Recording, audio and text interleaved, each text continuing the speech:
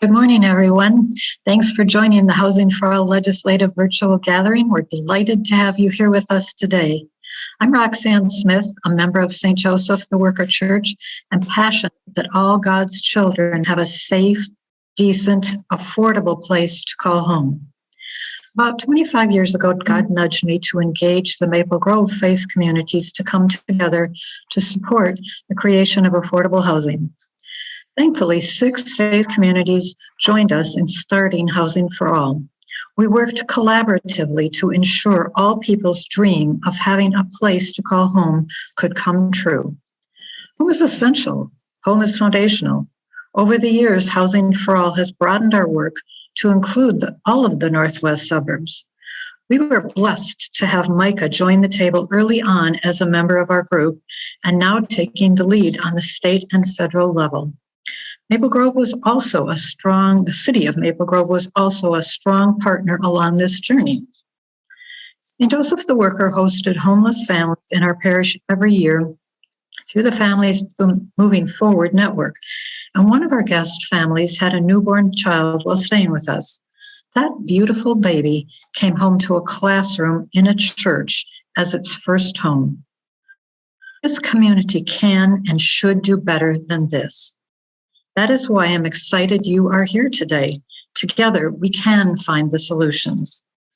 I have also been working with Beacon on their Bring It Home Minnesota bill. We are pushing for a program that would cover all low-income Minnesota renters with rent subsidy, which would transform Minnesota's housing policy. We know this transformation won't happen overnight, and we will have to keep growing. Today, we will hear a presentation on the state overview, with legislators being able to respond after that. Next, we will hear the local perspective. Local leaders will be able to comment on after that. You will have an opportunity to take action at this gathering today, too. We'd like to thank our policymakers, our city leaders, our presenters, and you, the community, for being with us today. As a person of deep faith, I believe that when we work together, we can solve our housing crisis of affordable housing and ensure a home for each and every single person. Next, Ed will share about MICAH. Good morning, everyone. I'm Ed Goldsmith from the city of Plymouth. As a member of MICAH's board of directors and MICAH's Suburban Hennepin County chapter, I welcome you to our Housing for All 2022 virtual policy breakfast.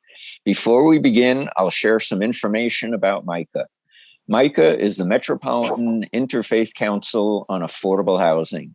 It was founded in 1988 by people of diverse faiths who came together to address the growing number of people experiencing homeless and other forms of housing insecurity. Our mission is to ensure that everyone, without exception, has a safe, decent, accessible, and affordable home. Our members are individuals, faith congregations, and other organizations which are concerned about and work to address the immediate needs of people in our communities for outreach, preventive services, food, shelter, transitional and supportive housing, and affordable rental and home ownership opportunities. We operate as a welcoming community where we love and treat others as ourselves. We work together with like-minded organizations at the national, state, and local levels to address systemic causes of homelessness and other forms of housing insecurity. We do this by advocating for policy changes, using available resources to prevent homelessness, assisting people to address their immediate needs, and by supporting affordable housing development in our communities. Our work is based on our faith and listening to and working with people who have experienced homelessness and or other housing crises to develop solutions that meet their needs by using their voice and power at all levels of decision making. 70% of MICAH's board and staff are from diverse communities. Over half of our board and staff have experienced homelessness, housing crises, or discrimination. We are organized into locally based chapters. Each chapter currently meets monthly through Zoom. These chapters are MICAH, Housing for All Suburban Hennepin, MICAH Minneapolis, which includes the Blue Line Extension Project, Freedom from the Streets, and the African Immigrants Lake Council, MICAH Northeast, consisting of Washington and suburban Ramsey counties, MICAH St. Paul, MICAH Anoka County, and MICAH South, representing Dakota County. Thank you for joining us today in working towards the goal of affordable housing for all. We will now move on to Joyce, who will give a faith reflection to start this morning's program. Thank you. Good morning. My name is Joyce McNutt, and I work for Community Mediation and Restorative Services. And so first, I just want to start out by just having a prayer of just gratitude. So, Heavenly Father, we just thank you. We thank you for this time, oh God, that you have reserved for this situation, oh God. We thank you for every organization that is here and present, oh God. We thank you for all the information, oh God, that will be revealed to us over the next hour, oh God. We thank you and we praise you, oh God, for the things that are being done, oh God, for homelessness and homelessness prevention, oh God. But we thank you, oh God, for the things to come, oh God. We thank you for the ideas, oh God. We thank you for the finances, oh God. And we just thank you, oh God, for our opportunity to come together, oh God, and to share information, oh God, of things that has already been done and the things that need to be done. And so we thank you. We turn this meeting over to you in the mighty name of Jesus. And now I just wanted to share with you just some words of reflection. And it's just a little quote, and it starts out by saying, hate has 4 letters, but so does love. Enemies have 7 letters, but so does friends. Lying has 5 letters, but so does truth. Negative has 8 letters, but so does positive. Under has 5 letters, but so does above. Cry has 3 letters, but so does joy. Anger has 5 letters, but so does happy. Right has 5 letters, but so does wrong. Hurt, it has 4 letters, but so does heal. It means that life is like a double-edged sword. So transform every negative side into an aurora of positivity. We should always choose the better side of life. Thank you. Thank you so much, Joyce.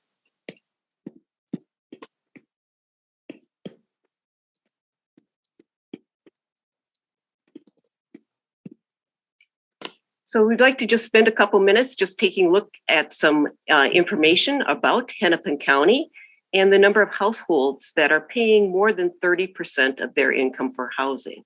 So currently, as far as renters, we have 84,402 renters that are paying more than 30% of their income for housing.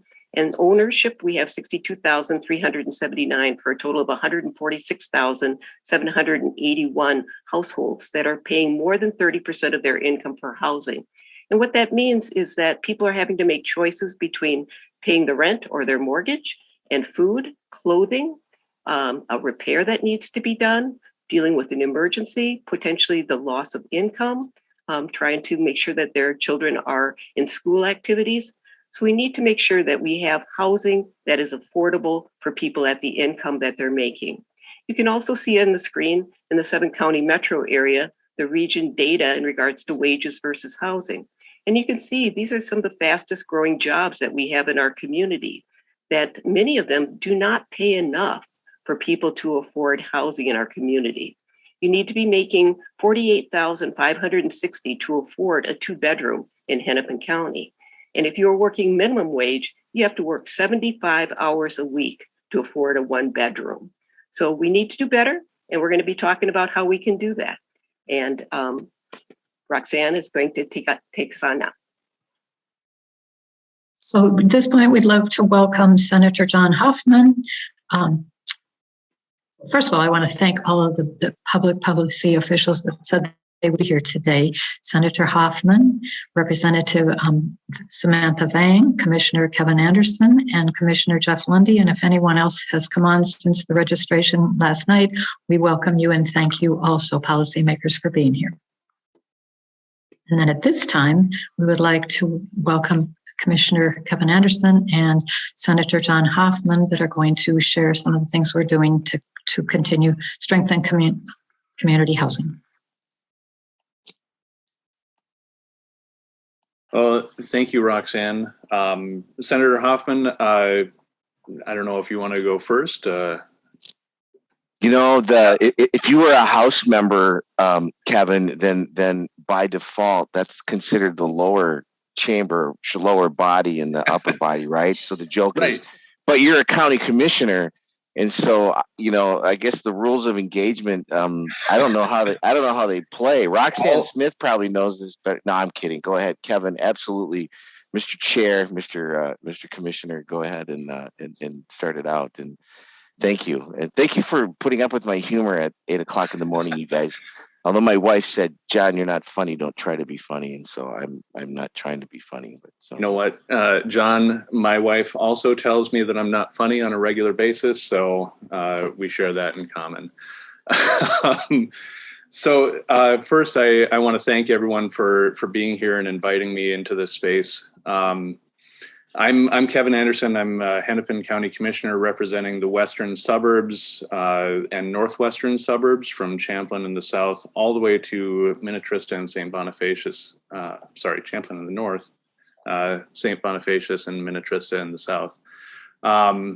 Represent Maple Grove, parts of Plymouth, and everything westward. Before that, though, I've known Roxanne for about 10 years now, maybe more. We have a deep history from my work in the faith community as president of my church and being involved in organizations like Isaiah, who advocated for a number of anti-disparity measures, including housing for all. And this issue is deeply personal for me, even before I even thought of being involved in any of this. I also had the personal experience of homelessness when I was probably at the lowest point in my life. So I know I bring that with me into my job and where I'm at right now. Now, Hennepin County, I can't tell you like how appreciative I am to be in this role because Hennepin County does some really amazing work. But before we talk about the great work, I want to talk a little bit about the needs that Hennepin County has.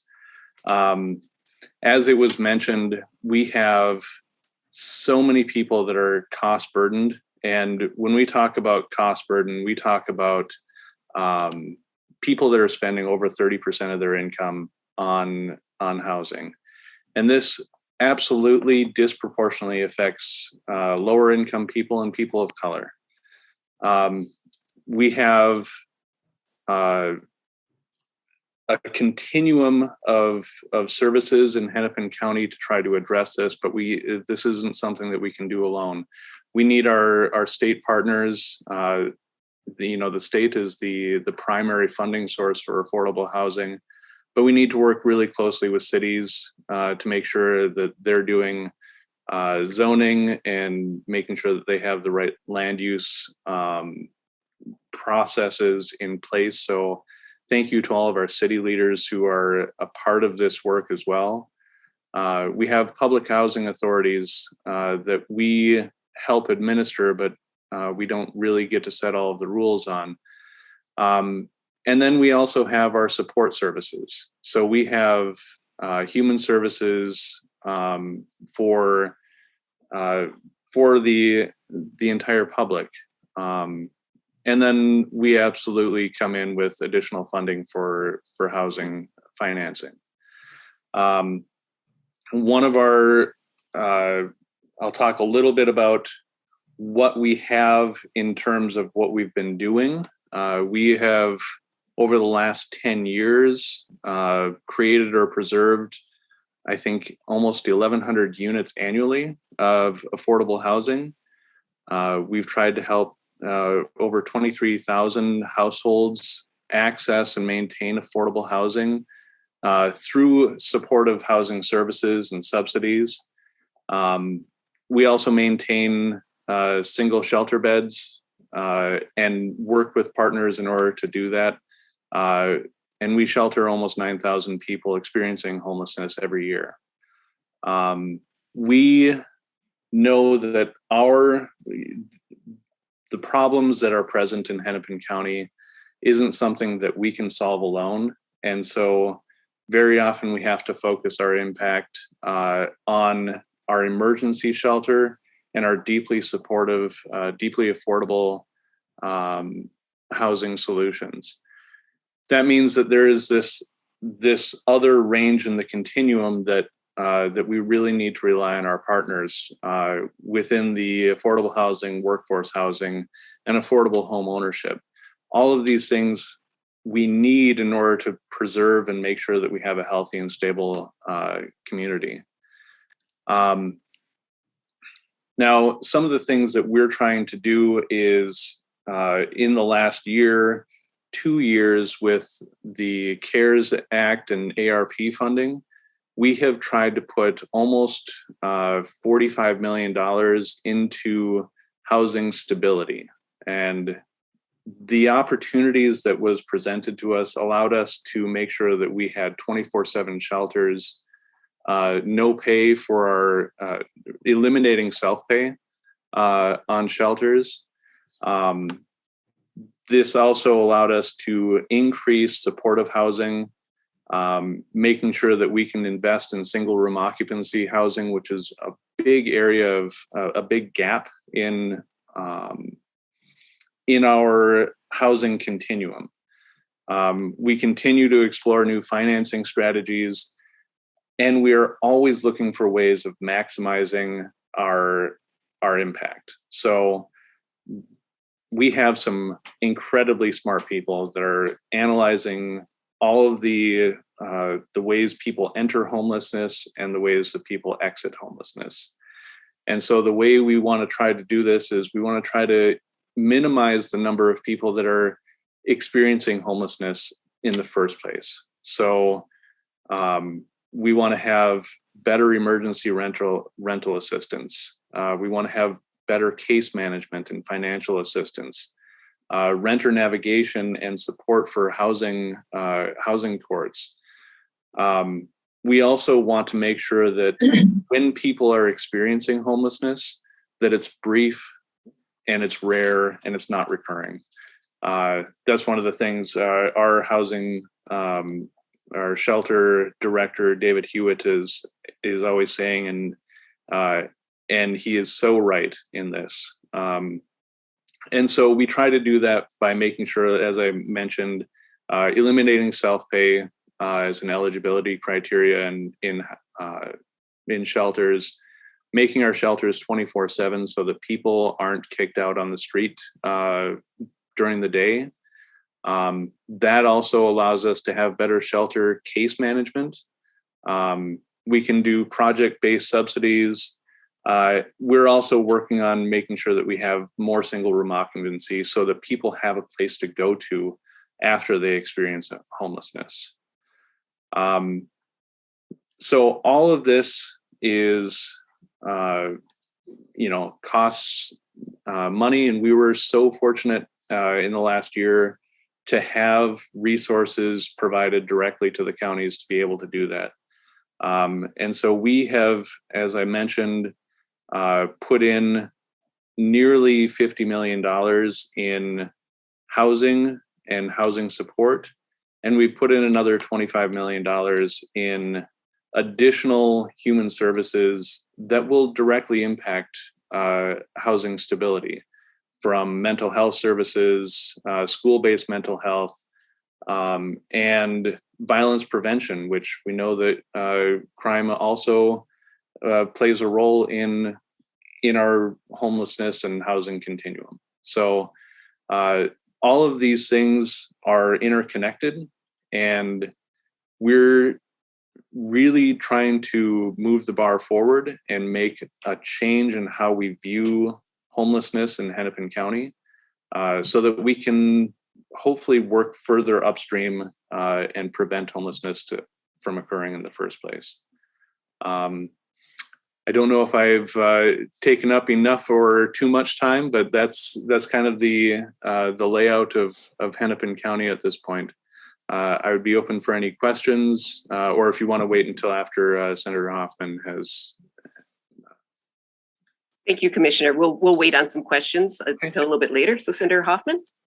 So it's really refreshing, Kevin, to hear a county leader talk about how we need to address these social things, these social problems. I hate seeing these problems, concerns, whatever. The epidemic that's there, right? And specifically, I'm going to tie it back to a couple of things. Your staff in Hennepin County, when you meet with them, they're always talking about, how many people a night, right? There's always a conversation about we are trying to assure services, provisions for people that are homeless, right? I mean, that's right in front of us. And so, I'm grateful to hear a county commissioner saying we need to do something about this, right? Because here's what I'm sick of, and you guys, and I'm sick because of the stupid weather in Minnesota right now. It's like either get rid of winter, or man, get down to 30 below and stay there for about 6 months, right? Because it's like now it gets warm, then it gets cold, then it gets warm, so then you get a cold, and then you start to go, oh my God, do I have COVID? So then you go buy these stupid tests, or you go and you run in line and you get your thing, and then you come back and you go, well, no, I don't have COVID, I just have a stupid cold. So anyway, just to let you know that's why I sound so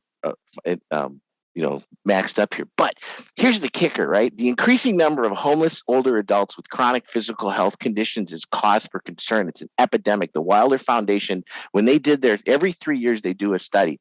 And I love the fact that they'll go out there and they'll do the study. And the first time I read their study, I said to myself, if we were really, really, really, serious about the homeless issue in Minnesota, right?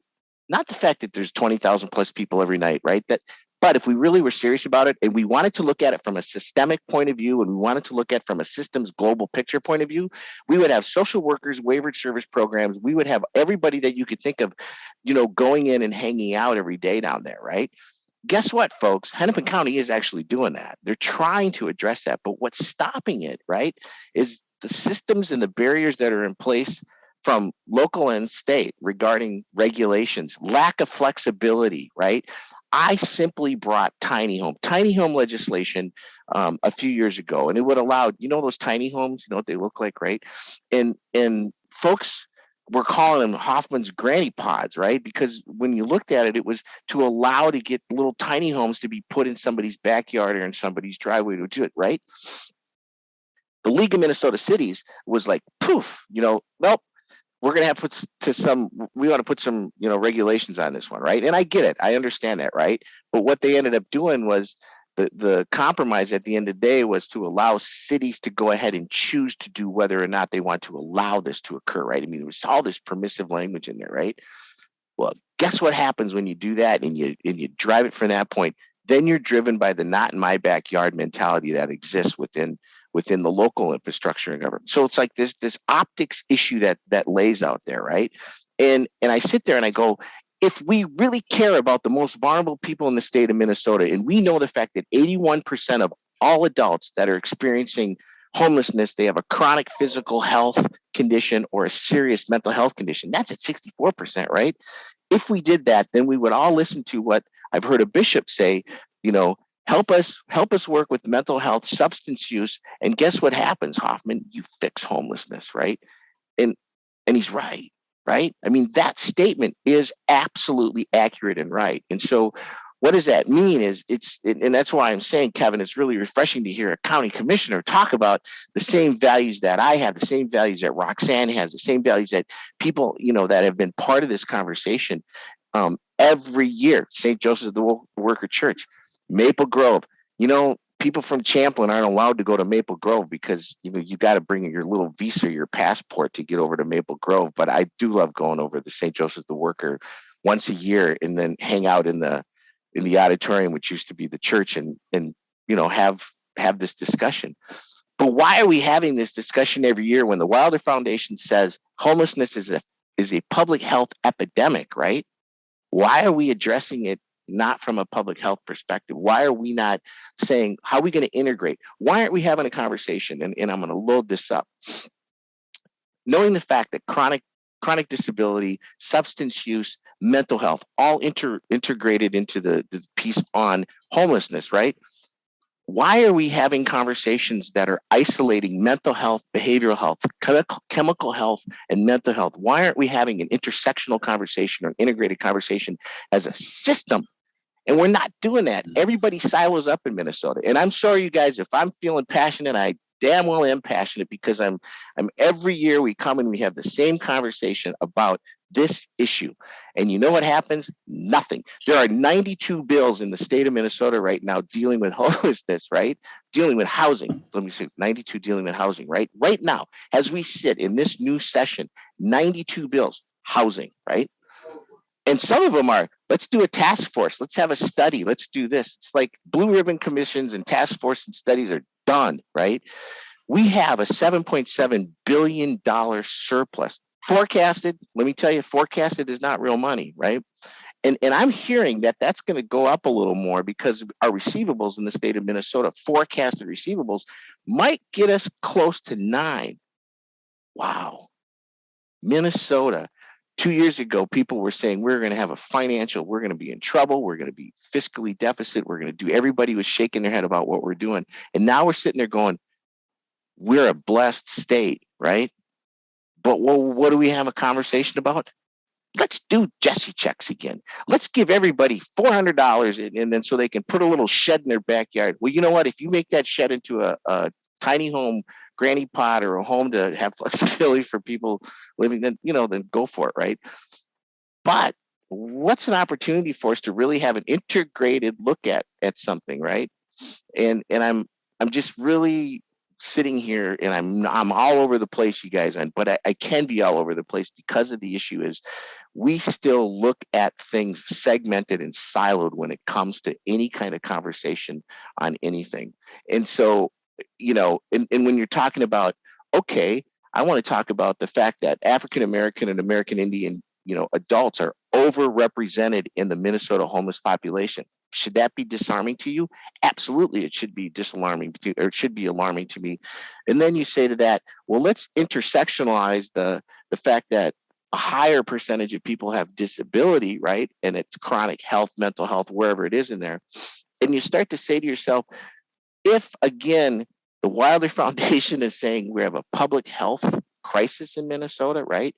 And we know federally we're talking about the fact of addiction and mental health is an epidemic right now.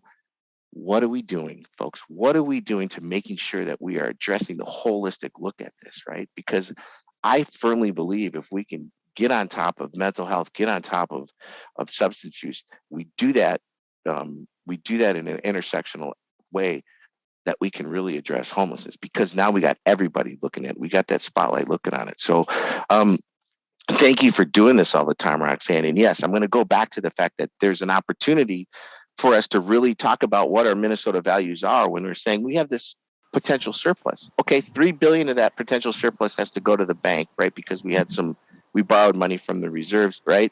We have to pay the feds back, the unemployment insurance. The first cut is 1.3 billion. I don't know. I'm a sociologist and I'm not a math person, but that number's there.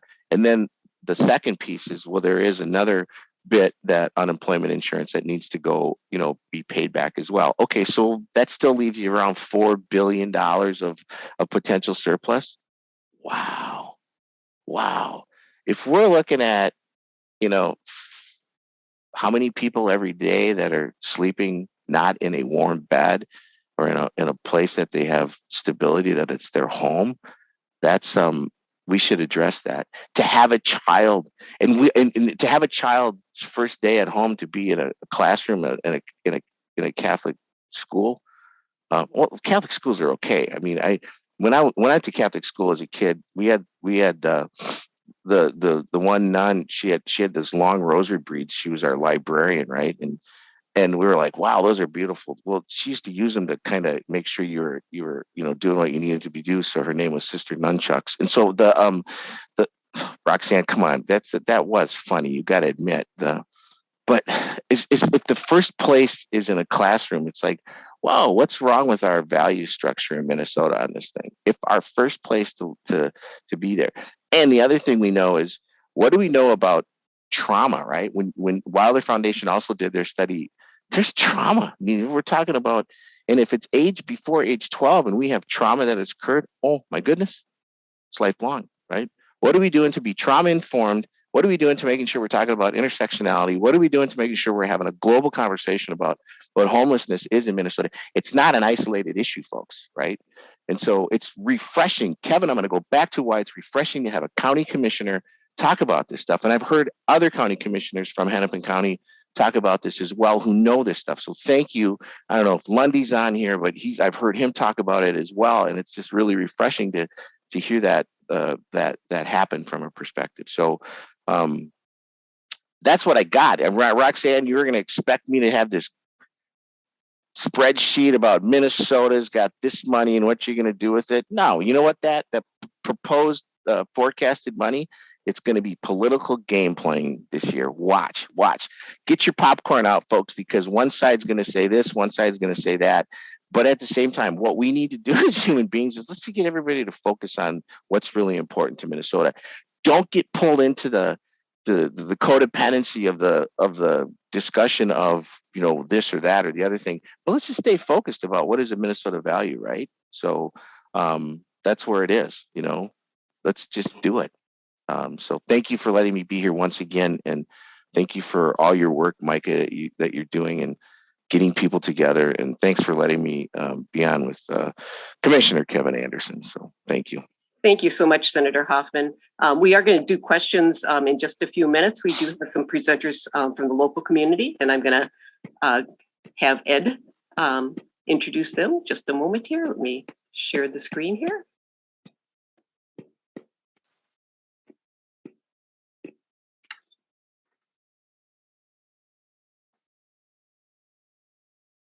Ed? You may have to come off mute. Yeah, you put me on mute. I didn't put myself on mute. That's why I didn't change it. Okay. Thank you so very much, Commissioner Anderson and Senator Hoffman, for your obvious knowledge of, concern for, and your efforts to address homelessness, other housing insecurities, and related issues.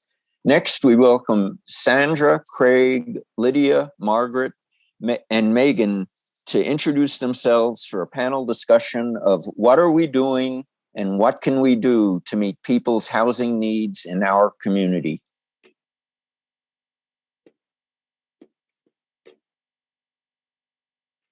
Sandy, if you want to go ahead, you need to unmute yourself. Good morning. It was great to hear Senator and representatives here this morning really talking about what is, I feel, right from their heart. And it's one of the thoughts that I thought of right away when I knew I wanted to talk to you. I wanted to talk about, of course, our organization, which is Community Mediation and Restorative Services. And I am just going to give you a quick little shot of who we are here. And we are a community-based organization located up in New Hope. And I, as the program director for restorative services and court services, am working with the housing crisis on a regular basis. Every week in housing court, multiple times, every week working upstream in the efforts that our program is making to solve things before it gets to an eviction through mediation processes. And we are committed to developing the capacity of our community to respectfully resolve conflict and repair harm. It is a commitment with a base of volunteers that is the heart of our organization, and our fearless leader, Beth Bailey, and all of our staff It is important for you to know that it is a commitment, especially now during COVID, to definitely give an important piece of attention and priority to what's been going on. We appreciate this opportunity to speak today. Community Mediation and Restorative Services is focusing on this effort of the prevention of eviction and homelessness.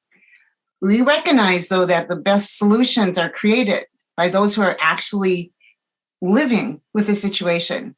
Since 1983, here at Community Mediation and Restorative Services, mediators have open lines of communication between landlords and tenants in upwards of 20,000 disputes. You can let that sit with you a minute. That's a lot of conversations, and conversations that sometimes we have to be the first person to broach it when somebody knows they need to talk to somebody and they are at an impasse. And in those conversations, they create resolutions that work for them. And in this housing crisis, we need greater access to mediation, especially mediation designed to prevent eviction records and to connect people to the resources that are out there and have been out there. We are very busy in putting that priority to resources, and our program became a Minnesota Housing Finance Agency field partner to navigate the public in applying for the COVID-related rent and utilities resources in Hennepin County. That has kept us very, very busy. One of our leaders in what's called Project Hope is Tom Carsa. I think he's here today. And I really appreciate, just his incredible efforts to move forward to help as many people as we can.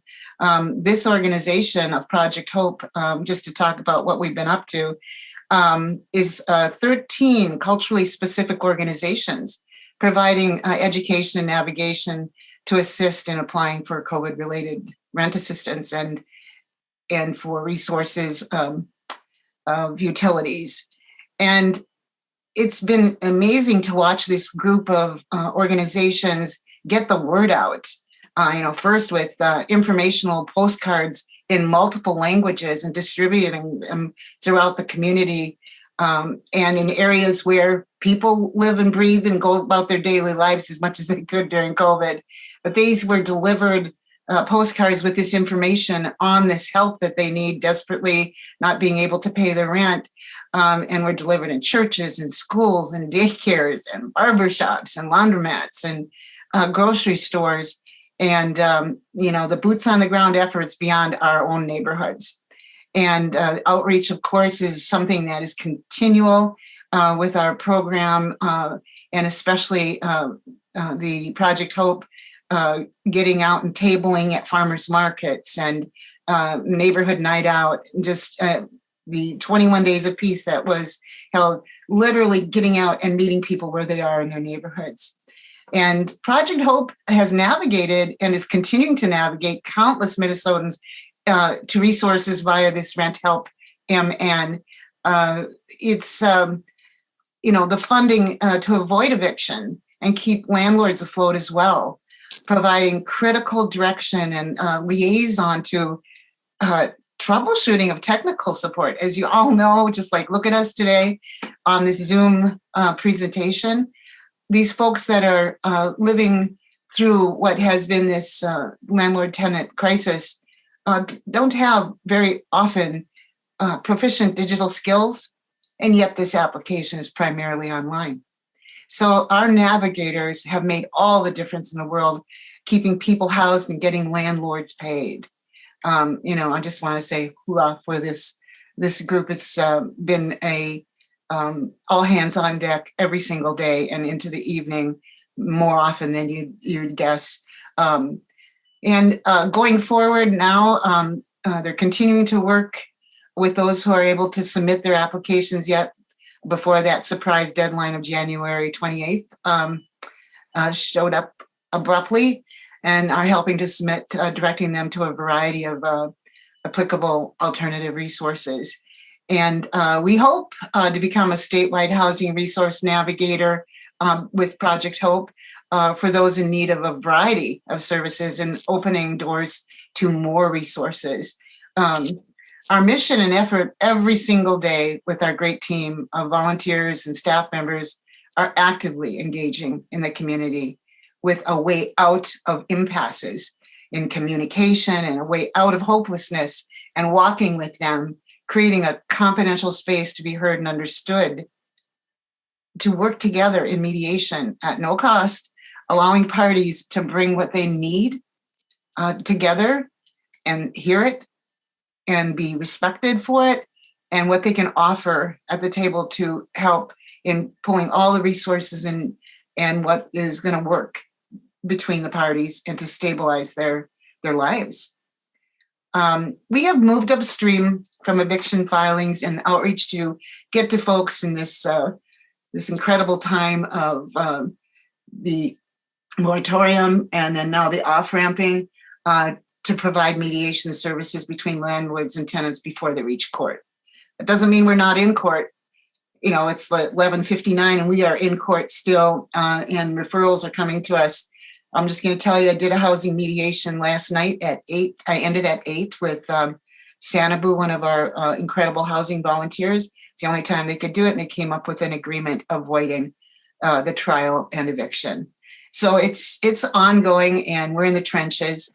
The case numbers have grown steadily. This is not over. Housing court referrals are continuing, and the case load of evictions are up.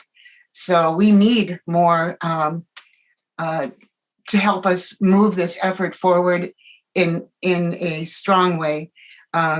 People know that they can trust us to answer our phone and to be there and do as much as we can, and to connect them with who they need to talk with and provide mediators.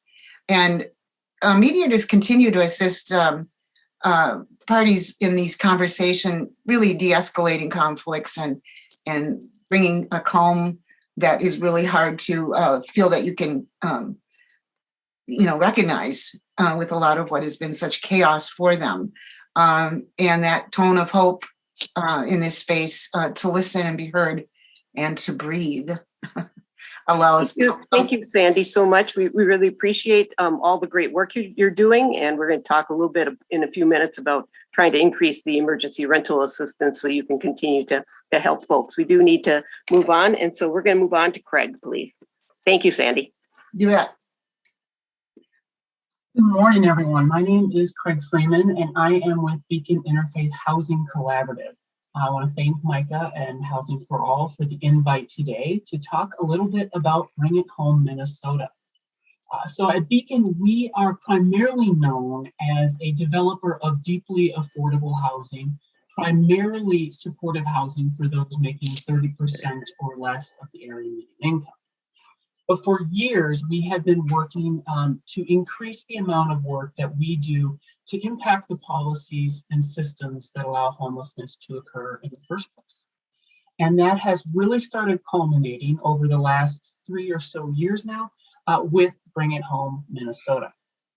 So Bring It Home, Minnesota is legislation that has been introduced this year for the third year in a row by Representative Michael Howard of Richfield in the House and Senator Katie Dietzig of Minneapolis in the Senate. Bring It Home, Minnesota is legislation that would essentially fill the gap created around rental subsidy through the federal Section 8 program. Now, most of you are probably aware that the Section 8 program only has enough funding in it for about 1 in 4 households who qualify financially. Well, Bring It Home would ensure that all households in the state of Minnesota who qualify financially would receive rental subsidy. That is a lot of folks. We know that there are more than 550,000 Minnesotans that are living in a household paying more than half their income every month for their housing. When you're paying that much, if your car breaks down, if you have an unexpected medical bill, that's when homelessness occurs. So Bring It Home would plug that gap. Now, as I say, this is the third year we've introduced the bill, and we aren't sure it's going to pass this year, but we are in it for the long haul. The reason we aren't sure it's going to pass, it boils down to cost. Bring It Home, we expect, is going to cost around $1.5 billion, that's with a B, dollars per year. To put that in a little bit of perspective, though, that's about 3% of the state's annual budget.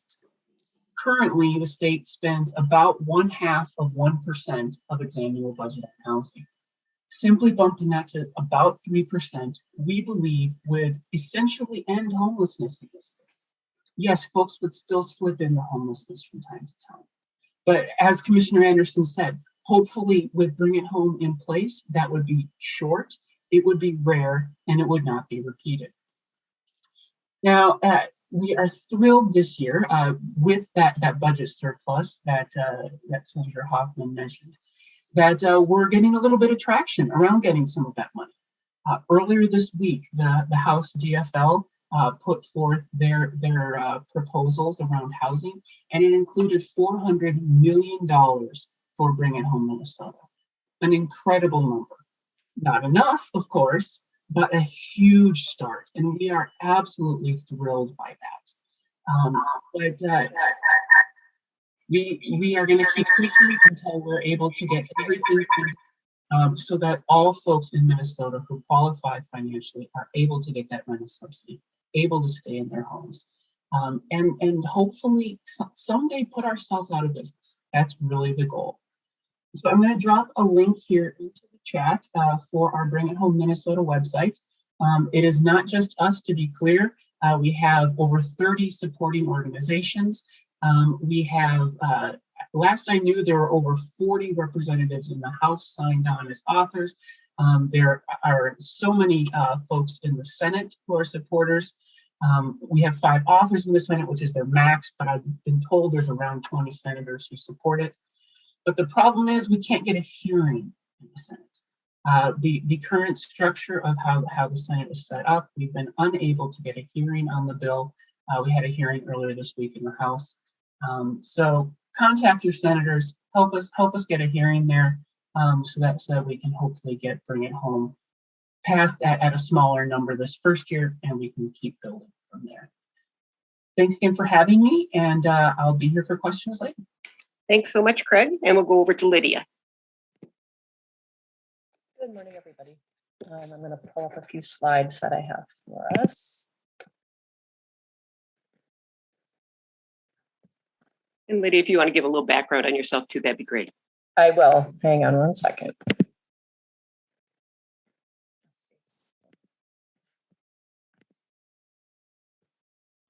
All right. It looks like you can see that. Can you?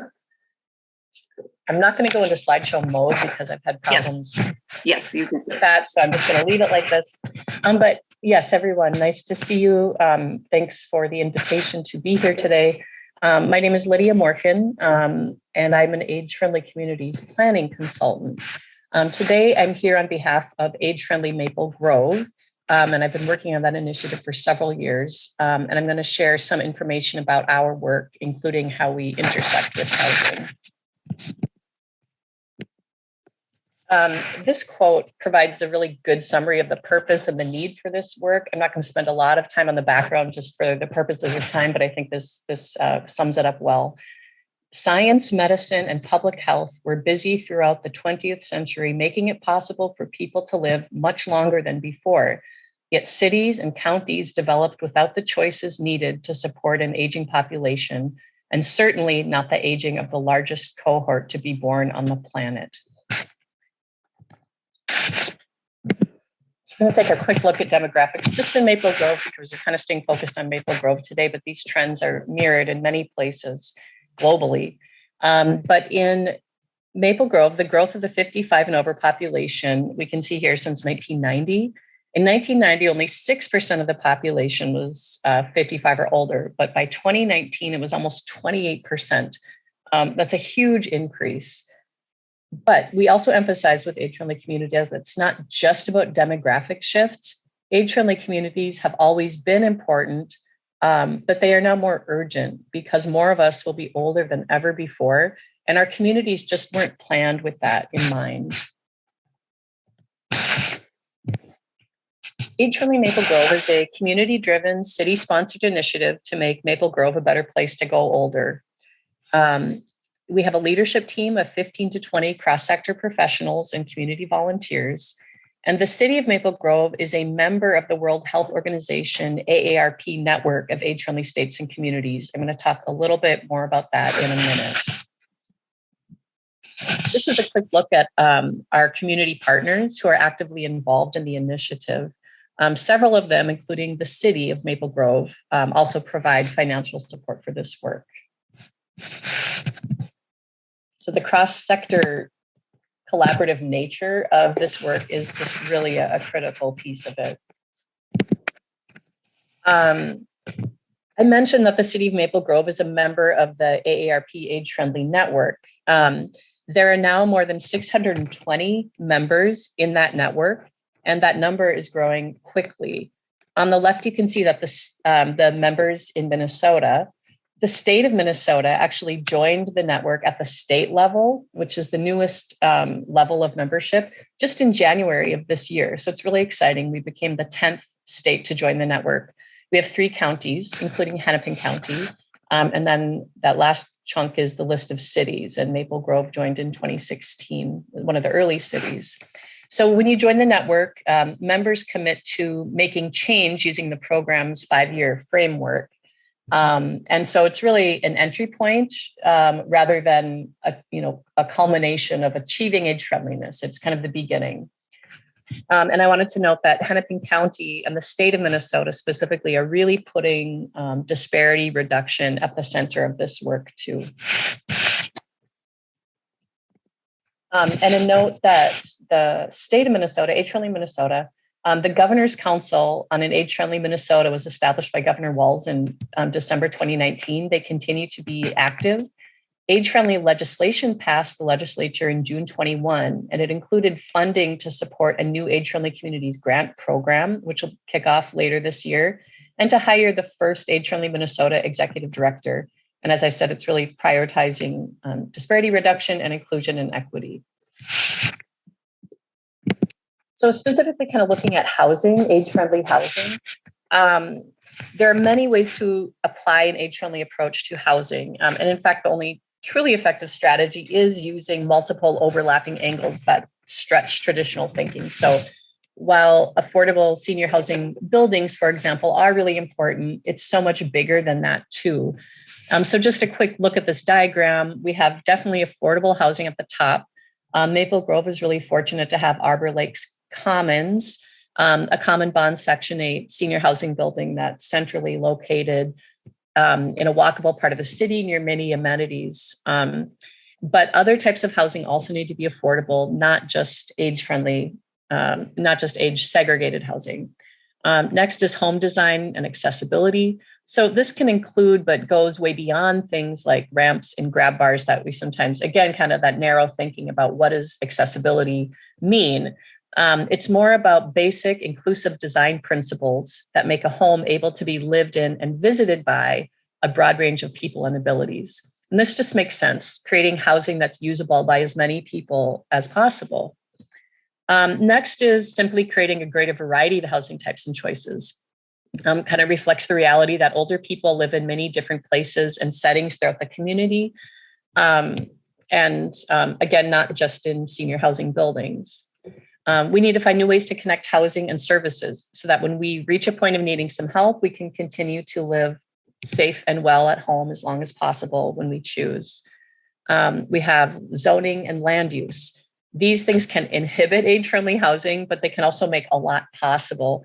There was Senator Hoffman earlier referenced tiny homes, talk about accessory dwelling units. Those kinds of things fall under the zoning and land use, and also the housing types and choices. Those are important.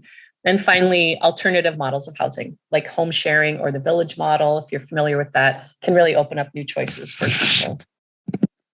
So age-friendly Maple Grove and housing, some of the main things that we do, we add our voice to the call for more affordable housing. We partner with the city to put a lifespan lens on housing and planning decisions. And we educate the community about resources available to them related to housing. Last, I'm just going to mention that last year we produced an age-friendly housing brief. It's available on our website. It includes more information about the things I mentioned, as well as some recommendations to the city. So thanks so much for your time and attention today. I'm so happy to be part of this group and effort to be working for affordable housing for more people. Thank you. Thank you so much, Lydia. If you'll stop sharing, we'll move over to Margaret. Morning. I am Margaret Metzdorf. I'm with Twin Cities Housing Development Corporation. And I'm sorry here, I'm going to try to share my screen while I talk. It's a little difficult for me to do that. Okay. So Twin Cities Housing is a nonprofit. Margaret, your screen is not showing yet. It's not showing. How's that? Is that better? Trying to come up. There it is. Okay. Twin Cities Housing is a nonprofit housing owner developer. We've been around for about 35 years, and we currently have about 1,000 units of affordable housing in the Twin City metro area, and then we've got one project down in Owatonna as well. And what we have focused on in the last few years is really the preservation of existing Section 8 affordable developments that are being sold to for-profit owners. So we have focused in on project-based contracts. And what that is similar to a Section 8 voucher that folks get and take with them and shop around and find their housing. This particular Section 8 is a contract that is specific to development, and it will stay with the development. And these first project-based contracts came into existence in the mid-70s, and there hasn't been a new one since 1983, which is a very long period of time. So when we start looking at Section 8 and how it works, we've got this resource of affordable housing that if the contract is up, and they're typically 30 to 40-year contracts, the owner at that point can just sell to the market and get, whatever they can get out of the market and turn it into market rate housing. So Twin Cities Housing really has focused in the, let's see if I can get my thing to go. Twin Cities Housing is really focused on preserving these resources so that they are available for residents. And I want to say our residents span a spectrum of long-term homeless, high-priority homeless, all the way through to stabilizing these families to the point that we do lose tenants to homeownership, which is a wonderful problem to have. And what's really nice about this particular type of Section 8 is that it's federally funded. It doesn't come through the state. There is no contract with the PHA. This is a direct subsidy from the federal government, and preserving these affordable resources is really an ideal way to marry with vouchers. And so today, I guess I'm here to talk about preservation, and that has to be an affordable housing goal for our resources at the state level as well, because the subsidy that comes with the contracts is not enough to particularly rehab and own a property for the long term. So it does need to be married up with either PARIF dollars from the state of Minnesota, or certainly Lemire First Mortgage money that is at a rate that is affordable, an interest rate to the owner. And then sometimes housing tax credits are used to also bring that into a full development package. Let me see here. And that's, I have a case study that's not in Hennepin County, but we did do our Hennepin County project up in Maple Grove, Hickory Ridge. That again, it went from the brink of really going to a market ownership, and now is a resource for another 30 years. So that's what I have to say today. Thanks, Margaret. And we'll go over to Megan.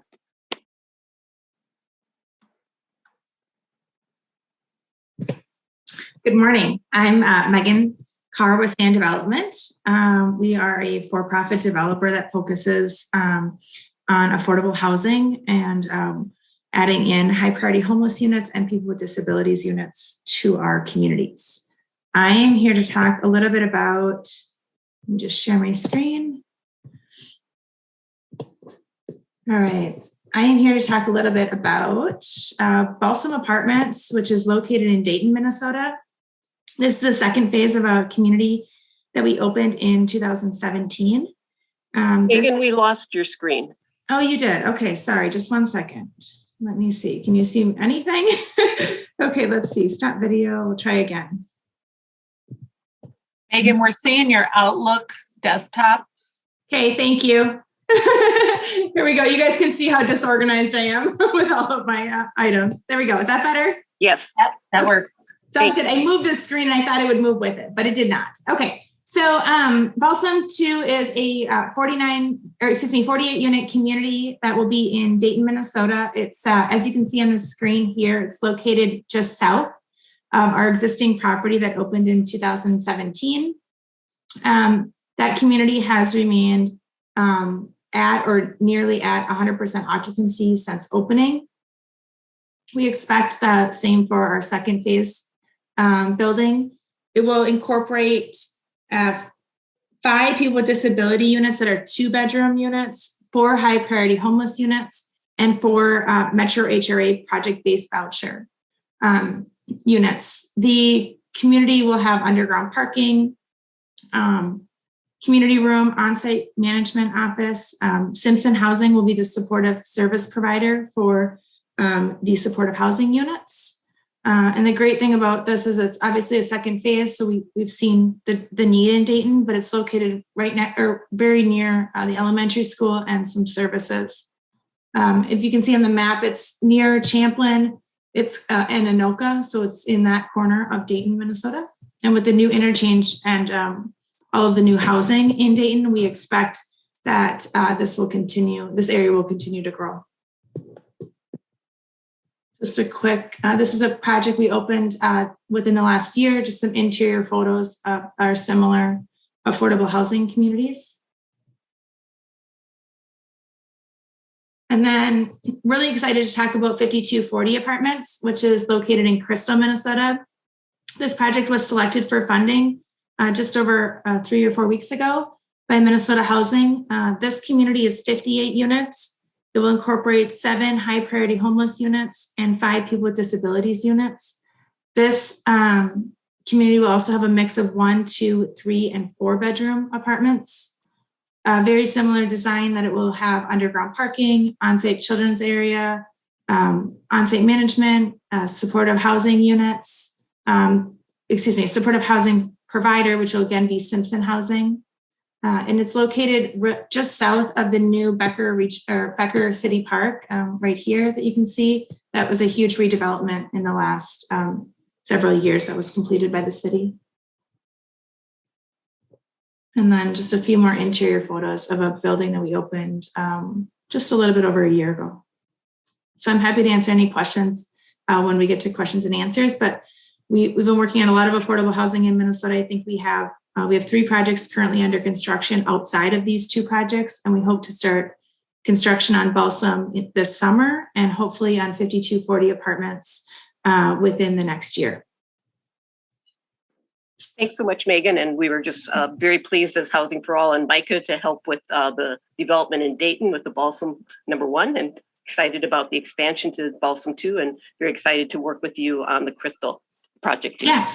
And so if I can just mention something about that really quick. So MICAH is going to be working with us to reach out to individuals that may be most impacted by the housing. So low-income families, homeless individuals and families, and people with disabilities to gather input in the design of the project. And then we have an upcoming meeting March 3rd for community members at 6 o'clock at Crystal City Hall, if anyone is interested in attending.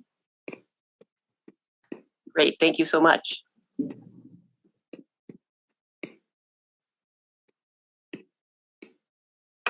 And again, thank you for all of our presenters. I want to spend a few minutes right now in just talking a little bit about the resources that we have available to us as we want to implement all these great ideas that have been talked about over the last hour or so. I want to say, first of all, that we are honored and blessed to have all of you working together with us as we are working to ensure that everyone, without exception, has a safe, decent, accessible home that is affordable to them. I want to just discuss, yeah. You're sharing your document screen, if that matters to you. Oh, okay, sorry. That's okay. Stop that, and I'll go to the Homes for All, hopefully.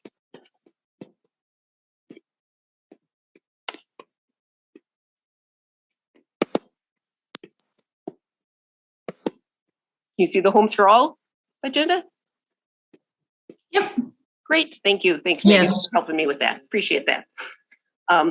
So I want to discuss for just a couple of minutes about the incredible investments and opportunities that we have, both of federal dollars and state dollars. So we have about 1.2 billion of American Rescue Plan dollars available to us, and 7.7 billion that some people call a surplus.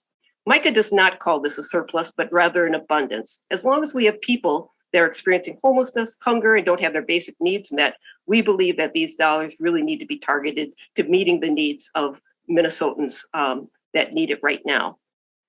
As many of our faith communities believe in what we call the golden rule, which is to love others as ourselves, we really believe that being a welcoming community and loving others as ourselves is making sure that we're using our resources for the common good. In the Abrahamic faiths, we talk about oftentimes in our scriptures that the poor will always be with us, but oftentimes we forget what the rest of that scripture continues to say. And that says that whenever you will, you can do good for them. So we must create the will within our Senate and in our House and within the governor's office to use these dollars to meet the needs of folks.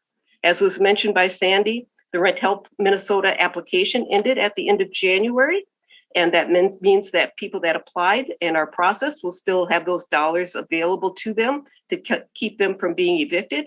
But we anticipate that we need about another $300 million to meet the unmet need of people that are at risk of experiencing homelessness and being evicted because of the COVID-19 pandemic. So we're asking you to help us and continue to push the governor and your state senator and representative in moving that forward. As most of you know, the governor put $1 billion over the next 3 years into his budget in regards to addressing housing and homelessness. As was talked about by Craig earlier, is that we believe and we support the Beacon proposal of Bring It Home, is that we spend 1.5 billion to 2 billion in subsidizing home ownership.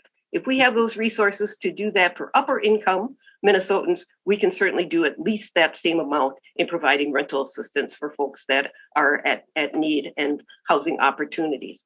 MICAH believes that we are as our priorities for our legislation to ensure the voice and power of people who've experienced homelessness or a housing crisis are at every decision-making table in the design, implementation, and evaluation of homeless programs and housing, to work with families impacted by lead paint poisoning on the lead safe home, and make sure that we have racial equity and equity that across all of our systems, and that the civil rights of all folks are protected in our system. So the Homes for All agenda is 270 organizations that come together. And as you can see on there, both the Lead Safe Home as well as the Bring It Home bill is a part of the campaign. And we are very excited about that. And as Craig said, is we have about 550,000 households are paying way too much money on their housing and thus are always at risk of experiencing homelessness. And so we are working on a number of different issues with the Homes for All agenda. I'm not going to go through all those, but basically equitable access and fair treatment, making sure that if people do have a subsidy, that they are able to use that in any housing situation, building more homes and creating 24-hour shelters, making sure that we do have that rental assistance for folks, that people have notice if they are being evicted, that we do have those resources for folks with mental health issues, and that we're addressing any issues that landlords may have and taking risks with folks that may have poor rental histories or criminal histories or other issues in their background. And then preserving home, as Margaret was talking about, the critically important of both the naturally occurring affordable housing or the NOAA units, as well as our public housing. and then making sure that we address the disparity in home ownership between Caucasian and our diverse populations, and making sure that we have opportunities for all folks to build wealth, including making sure our manufactured home residents are able to purchase the property that they are living on. The Lead Safe Home Bill is a bill that MICAH has been working on for a few years, and we thank Senator Hoffman for being one of our former authors on the bill and still a supporter of the bill, and really making sure that our children are not poisoned in our homes. 1 out of 3 homes in Minnesota has lead paint in it. I'm going to say that again. 1 in every 3 homes has lead paint in it. So if your home was built before 1978, it probably has lead paint in it. And so we need to make sure that we're protecting our kids so they don't become poisoned. We have board members from MICAH that have been poisoned, and their children that have been poisoned by paint and have had disabilities because of this. And this is something that's totally preventable. It clearly can, it clearly damages the brains of our young children. It impacts the whole family. And for us as a community, we lose this bright mind that could be a doctor or a nurse or a scientist in the future. I apologize, my phone is ringing in the background if you can hear that. But it also, in addition to all that, it is very costly to us as a society to allow any of our children to be poisoned and become disabled. For every child that is poisoned and becomes disabled for life, we spend $100,000 per year per child in Medicaid, special ed, and other types of services to help that child continue to have a good life in our community. So that means over the lifetime of one child, we will spend $7 million. We want to make sure that we are protecting our children. We want to make sure that we're using our tax dollars wisely. And so with a $2,500 investment in each home, in each apartment, we can test a unit. We can then encapsulate the paint, which means paint over it, and it will be safe for 5 years. We can do this, and we hope that you will support us as we're moving forward to move this bill forward. We have a House hearing on March 1st, and I was talking with Senator Housley, who's our Republican author in the Senate, and she was talking with Senator Draheim, who is the chair of the Housing Committee, that we need to get all of our housing bills through, and hopefully we will get a hearing this year on that bill. Senator Draheim has been concerned over the last couple of years that lead in water has been the real issue. And we have in our bipartisan federal infrastructure bill, $680 million that's coming to Minnesota to address our water infrastructure and to take care of getting those 260,000 lead pipes replaced in Minnesota so that we have clean drinking water. So we think that we need to move on and use our American Rescue Plan dollars, which are eligible for this use, to address the lead paint issue. So we're going to open it up now to any state policies makers as well as local policy makers that want to provide any additional input in regards to how we can make your support for the Lead Safe Home Bill program for the Homes for All, as well as how we use our state dollars as well as the American Rescue Plan dollars as we're moving forward.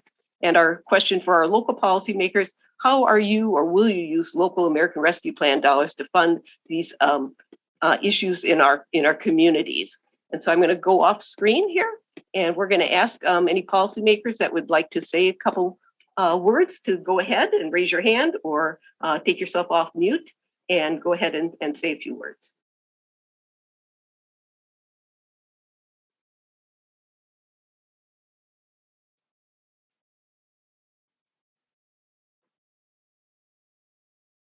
Okay, I'm not hearing anyone, so we're going to open it up for questions. Senator Hoffman, were you trying to get on? No, I'm fine. I'm realizing I had 9:15 as a stop on this, and so sorry, Sue, if I'm like all of a sudden I realize that I'm now double upping my my morning, so it's all good. I thank you for the presentations. You know, how do we move forward? You know, there's, like I said earlier, right? There's people are 7.7 billion conversation, right? And you're right, it's not a surplus, it's a forecast. And what are we doing to invest in the things that are of Minnesota value? And so how do we get the optics to those elected officials to say this is a value, this is a matter for us, right? And that's, I think, the challenge that's in front of us, right? Because I don't know if you realize it, but, you know, there's 201 individualized egos out there that, you know, that are trying to make laws in Minnesota. And they wouldn't be if they wouldn't want to try to get elected, right? I mean, that's the stark reality of it. And so how are we addressing that? How are we, getting folks? And when you see so many bills out there, yeah, we got 92 of them, right? And D6, I think, Craig, it was Senate File 333 last year that was dropped, right? And you're right. There's no movement on that bill. There's no why are we not pushing for that? Push for so the strategy should be, how do you get enough people involved to make that a pressure point so that there is a hearing on that, right? So what? You got 30 people signed up in the House. Whoop-de-doo. Is it the right person talking to the right people? So many times I've seen really good bills, Craig, and team, great ideas. And because they come to a roadblock because there's a chair, believe it or not, if the chair who's got the gavel decides not to hear this bill, it ain't getting heard, period, right?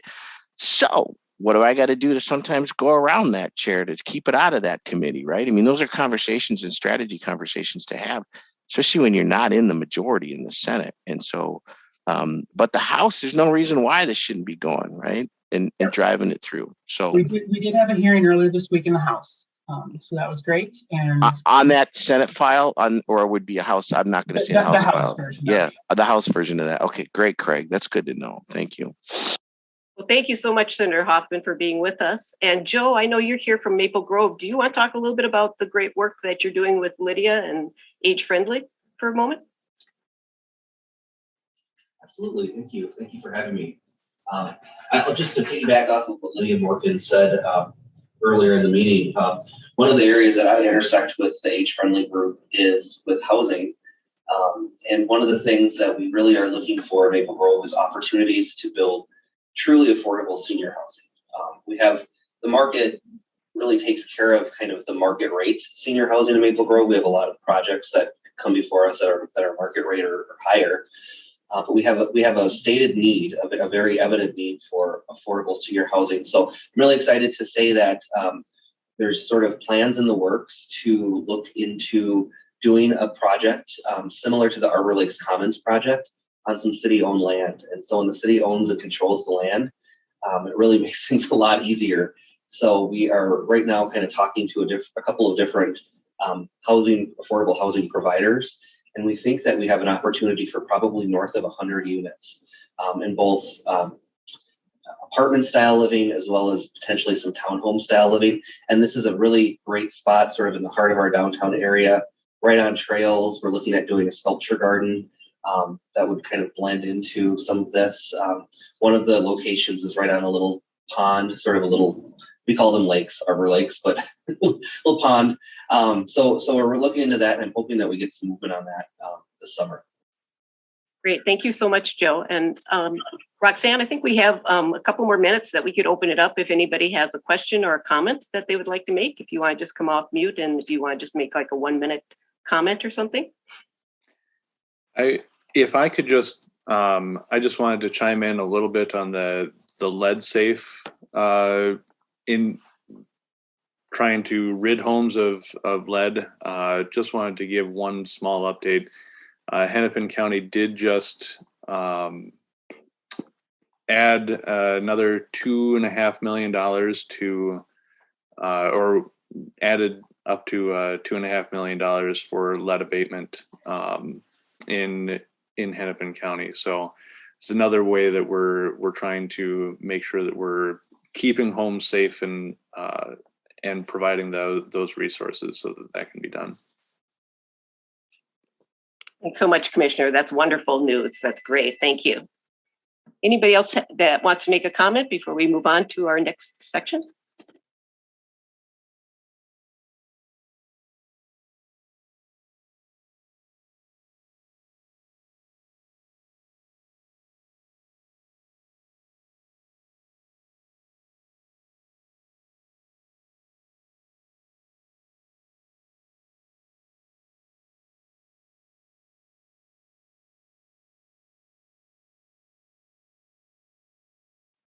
This is your opportunity to make phone calls to help move these bills forward. So let's say phone bill, we do have a hearing in Chair Hausman's committee on March 1st. We are still working on trying to get a hearing in Senator Draheim. All the housing bills basically that are not in human services need to go through Senator Draheim. So encourage you to make phone calls and email him as we are moving forward. And then in regards to making sure that we're using this abundance of resources that we do have available at the state level to meet the immediate needs of folks, of people across Minnesota, encourage you to talk with Majority Leader Miller and Speaker of the House Hoffman, as the leadership will really help set the targets in regards to how we will utilize these dollars. You might want to take a screenshot of that as we are getting close to the end of our time here. And this will also be posted on the MICAH website. So faith in action, power concedes nothing without a demand. So unless we demand that all our systems and organizations, as Senator Hoffman was mentioning before, work together to guarantee that everyone without exception has a safe, decent, accessible home, it will not happen. It will take all of us making that demand and using our will to make that happen. There are many opportunities that are coming up that we hope that you will make yourself available to. The Housing for All chapter meeting is the fourth Tuesday of each month. So we do have a meeting next Tuesday. If you'd like to join us, just email me at sue@micah.org and we can get you on the list. We have the Mental Health Day on the Hill coming up on February 24th, Second Chance Day on the Hill on Tuesday, March 1st, Minnesota Coalition Days on the Hill, March 9th through the 11th, and the Gerald C. Day on the Hill, which MICAH is co-sponsoring on March 15th. And we are very thankful for all of our individuals and congregation and organizational members and all of our different corporations and foundations that help to fund us. So thank you again for all the great support. And I'm going to turn it back to Roxanne to close us out. I want to tell everyone thank you so much for being together. Today's meeting gives me hope. I hope it does you. When we partner together, I do believe we can find the solutions, and it's encouraging to me to have us all together today again. So thank you very much, and continue to do this work. We can do this together. Thank you. Thank you all very much. Have a blessed day. Bye now. Thank you very much. Bye. Thank you, everyone.